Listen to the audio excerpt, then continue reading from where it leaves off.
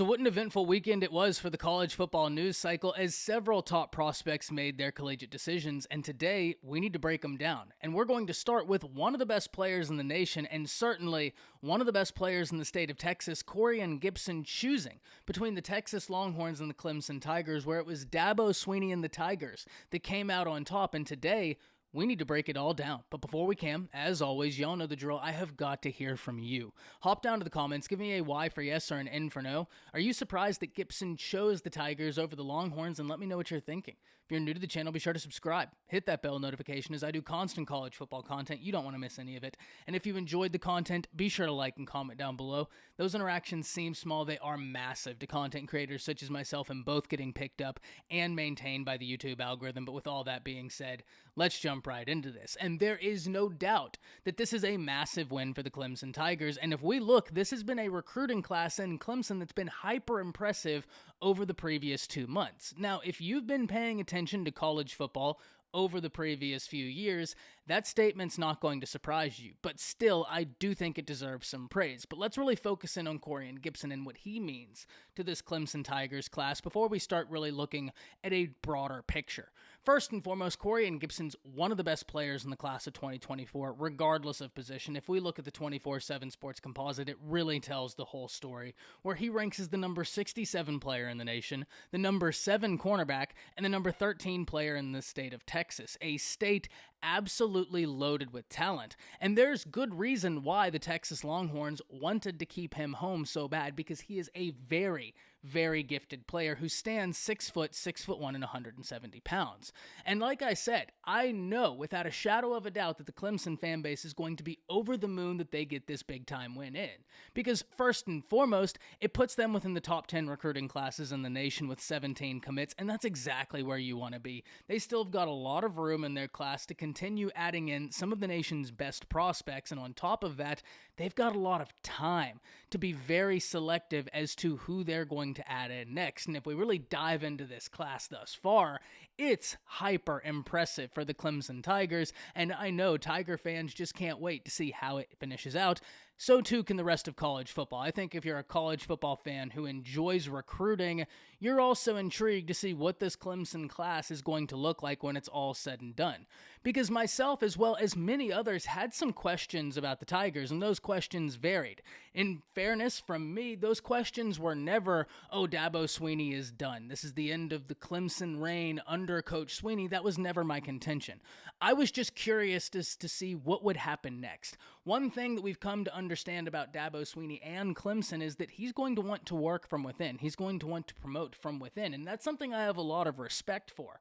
But that offense was sputtering, and it just quite simply wasn't working, which begged the question, what comes next? And in fairness, Dabo emphatically answered that question for all of college football to see this offseason, which is part of the reason why I'm so excited about the Tigers going into the 2023 college football season.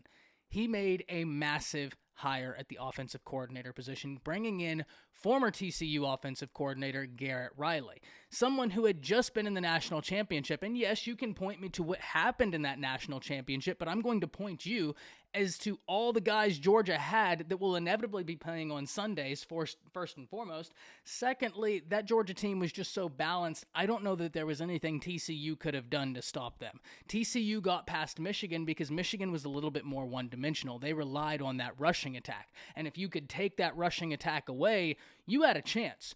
Georgia was an incredibly balanced football team through and through. You could take away the rushing attack, they were going to pass it all over you. You could try and take away the passing game, they were going to run it all over you. They had an answer for everything, and so in order to beat them, not only did you have to be an incredibly disciplined team, you had to be an unbelievably balanced defense, and that just wasn't TCU. But that doesn't diminish what Garrett Riley did as a play caller, where he put up a phenomenal year, and it was a phenomenal hire by the Tigers.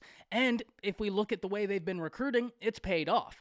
They have gone into Texas, gotten a 5-star wide receiver. Now they go back into the state of Texas and get a 4-star defensive back. And I'm not contending that this is on the back of Garrett Riley. Not my contention at all. I'm just saying they're going into the state of Texas and walking out with some of the best prospects in the state, something that's notable to see. But one thing we also have to acknowledge is that if you've been a college football recruiting fan for a while, Clemson has recruited at a very high level for quite some time. So this isn't exactly news for any of you watching.